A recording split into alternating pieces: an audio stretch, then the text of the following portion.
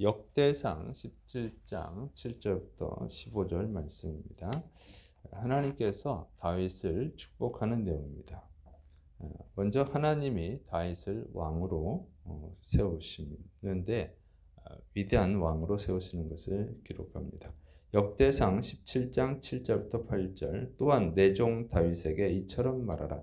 만군의 여호와님께서 이처럼 말씀하시기를 내가 너를 목장 곧 양떼를 따라다니던 데에서 데려다가 내 백성 이스라엘의 주권자로 삼고 내가 어디로 가든지 내가 너와 함께 있어 내 모든 대적을 내 앞에서 멸하였은즉 세상에서 존귀한 자들의 이름 같은 이름을 내게 만들어 주리라. 그래서 하나님은 이 다윗이 양을 치던 목자였죠. 그 목자를 왕이 되게 하신 거예요. 그것이 하나님이 세우셨다는 것을 가르쳐 주고 그다음에 다윗을 세상에서 존귀한 자들처럼 만들어 주겠다. 세상에서 정말 이 세상에서 알려지는 그러니까 유명한 자로 전 세계적으로 유명한 자로 알려지는 그런 사람이 되게 해주겠다고 하는 것이죠. 그래서 다윗은 지금 전 세계적으로 알려 있죠. 예수님을 안 믿는 사람들도 다윗이라고 하는 사람을 알죠. 그래서 다윗과 골리앗 이렇게 많이 사용하죠. 그리고 기독교인들에게 하나님을 믿는 자들에게서는 다윗은 존경받는 자입니다. 존경받는 위대한 신앙인이죠. 그래서 하나님이 다윗에게 복을 주신 대로 그대로 되었습니다. 그 다음에 이제 무너지지 않는 왕국을 세워준다고 약속을 합니다. 역대상 17장 9절부터 10절 내가 또 내 백성 이스라엘을 위하여 한 곳을 정하여 그들을 심고 그들이 그곳에 거주하면서 다시는 옮겨가지 아니하게 하며 악한 사람들에게 전과 같이 그들을 해치지 못하게 하여 전에 내가 사사에게 명령하여 내 백성 이스라엘을 다스리던 때와 같지 아니하게 하고 또 내 모든 대적으로 내게 복종하게 하리라. 또 내게 이르노니 여호와님이 너를 위하여 한 왕조를 세울지라.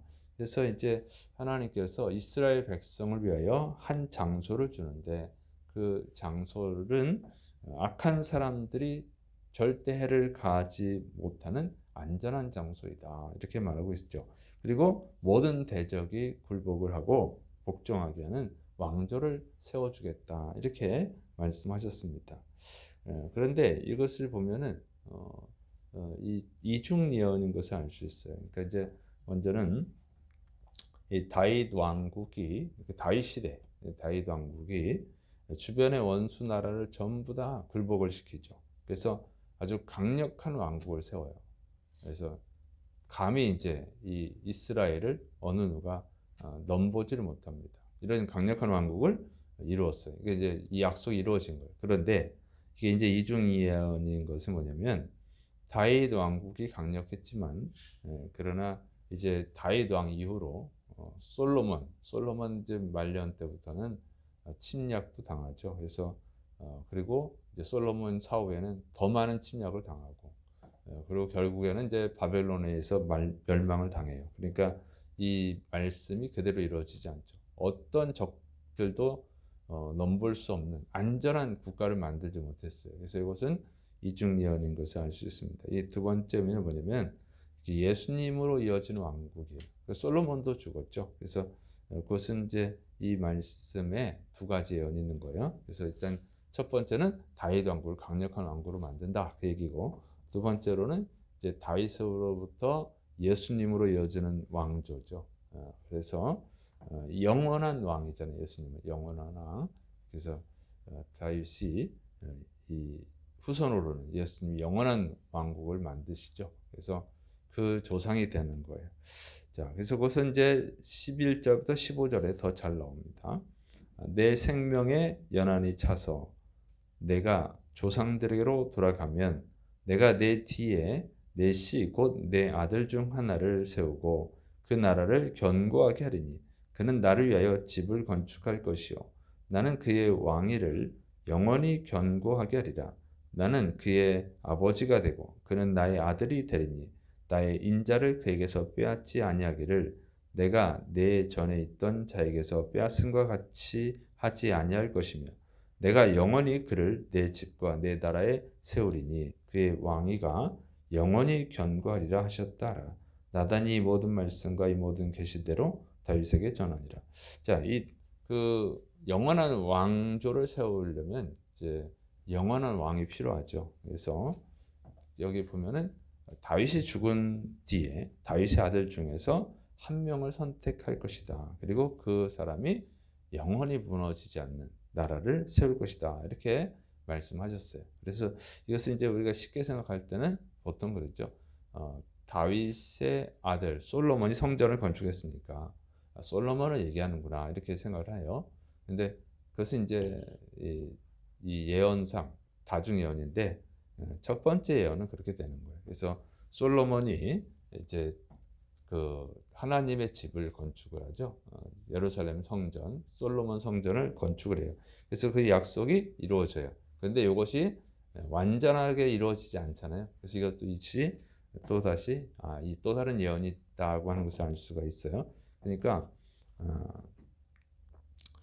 영원히 무너지는 왕국은 아니거든요.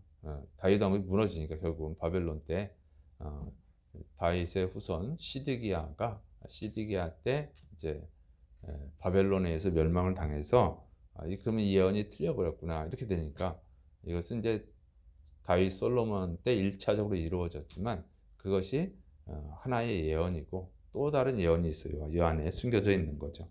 그래서 그는 나의 아들이 되고 나는 그의 아버지가 되고, 그러니까 예수님이 하나님을 아버지라고 부르죠. 하나님은 예수님을 아들이라고 이렇게 해요. 그래서 여기 보면 이제 아들이라고 그러니까 솔로몬으로만 해석을 하는데 그게 아니고 아들이라고 하는 단어는 이제 후손들, 성경을 보면 후손들도 그냥 아들이라고 부릅니다. 그래서 이 다니엘서 보면 느부갓네살 왕의 아들 벨사살이 나오죠. 그래서 벨사살이 아들이 아니고 손자예요. 근데 이제 아들이라고 표현을 해요. 이렇게 성경의 표현 방식입니다. 그래서 또 다른 예언은 바로 이제 예수님이라고 하는 것을 알 수가 있죠. 그래서 솔로몬 왕국은 부강했지만 어쨌든 결국은 이제 망했고, 이제 두 번째로 예수님으로 해석을 하는 겁니다. 그래서 예수님은 다윗이 죽은 후에 한참 후에 이제 후손인데 예수님께서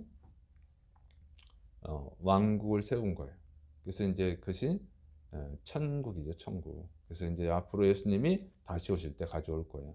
그때는 그 나라는 어느 누구도 어떤 원수도 감히 넘볼 수도 없고, 그 예수님은 영원한 왕이시니까 또 삼일째 하나님이시니까 영원히 무너지지 않죠. 그래서 그 천국의 완성이 되는 것입니다. 그리고 여기서 보면 이제 이스라엘은, 그러니까 첫째로 이제 육적 이스라엘은 지금의 이스라엘 히브리인들이고, 그다음에 영적 이스라엘은 예수님을 믿는 모든 사람들.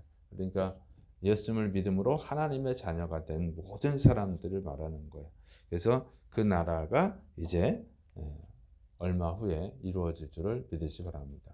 그래서 우리는 이것은 하나님께서 다윗만 축복하신 것이 아니라 다윗을 들어서 앞으로 예수님을 믿을 모든 사람들을 축복하신 내용임을 알 수 있어요. 정말 감사하죠.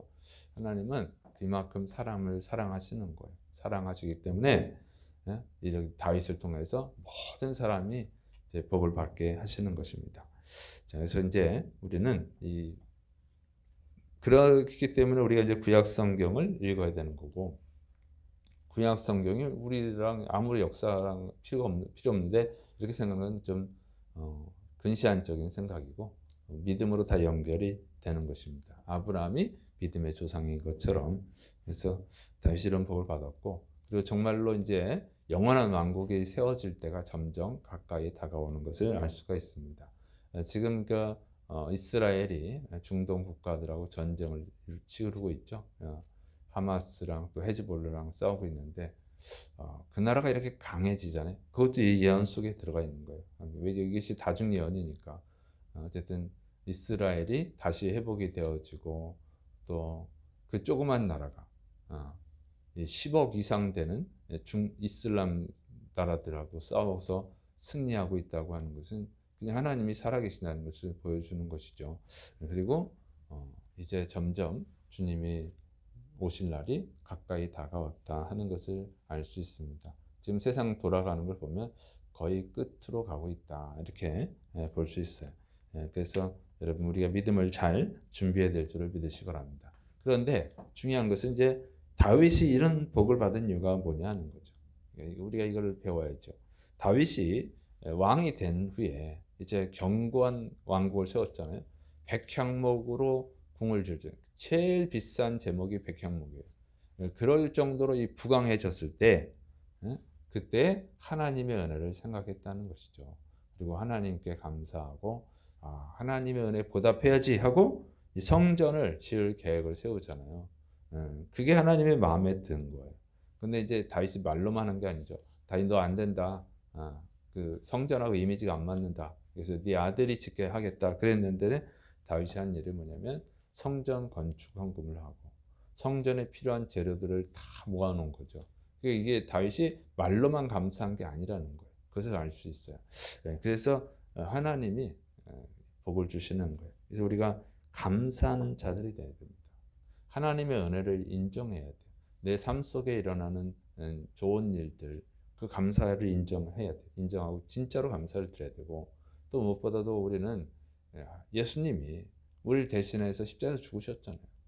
우리가 아무리 세상에서 부자가 되고 대통령이 되면 뭐 하겠어요? 죽으면 지옥 가면 가장 불쌍한 자이지. 그런데 우리가 이 천국, 영원히 무너지지 않는 나라에서 영원히 행복하게 살 수 있는 은혜를 주셨잖아요. 예수님을 통해서. 그러니까 우리는 정말 날마다 감사하면서 주님의 은혜에 보답하는 삶을 살아야 될 줄을 믿으시기 바랍니다. 그런 마음을 갖고 사셔야 돼요. 진짜 행동으로 살아가야 돼요. 그러면 하나님께서 다윗을 사랑하시고 복을 주신 것처럼 여러분에게 복을 주실 줄을 믿으시를 축원합니다. 기도하겠습니다. 사랑이 많으신 하나님 아버지, 우리에게 다윗과 같은 하나님의 은혜를 알고 감사하는 삶, 하나님의 은혜에 보답하기 위해서 행동으로 옮기는 그런 믿음의 삶을 허락하여 주옵소서. 우리가 하나님의 은혜 속에서 살아갈 줄로 믿습니다. 주께서 오늘도 생명의 말씀으로 우리에게 주신 것을 감사하고 예수님의 이름으로 기도드립니다. 아멘.